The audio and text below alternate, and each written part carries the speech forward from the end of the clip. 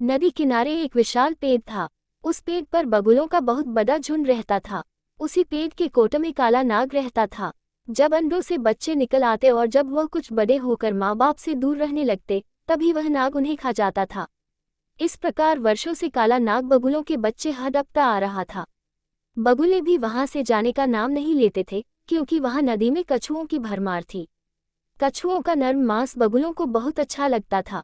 इस बार नाग जब एक बच्चे को हड़पने लगा तो पिता बगुले की नज़र उस पर पड़ गई। बगुले को पता लग गया कि उसके पहले बच्चों को भी वह नाग खाता रहा होगा। उसे बहुत शौक हुआ। उसे आंसू बहाते एक कछुए ने देखा और पूछा, मामा क्यों रो रहे हो? गम में जीव हर किसी के आगे अपना दुख रोने लगता है। उसने नाग और अपने मृत बच्चों के बारे में बताकर कहा, मैं उससे बदला लेना चाहता हूँ। कछुए ने सोचा, अच्छा तो इस गम में मामा रो रहा है। जब ये हमारे बच्चे खा जाते हैं तब तो कुछ ख्याल नहीं आता कि हमें कितना गम होता होगा। तुम सांप से बदला लेना चाहते हो तो हम भी तो तुमसे बदला लेना चाहेंगे।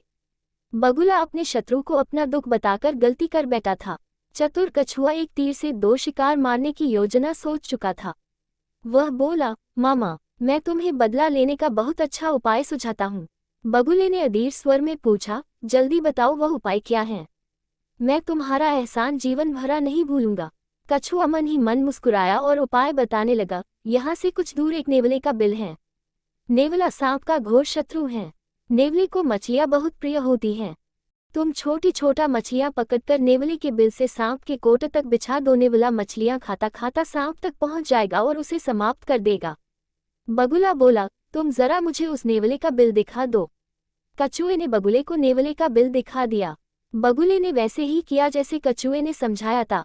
नेवला सचमुच मछलियां खाता हुआ कोट तक पहुंचा। नेवले को देखते ही नाग ने फुकार छोड़ी।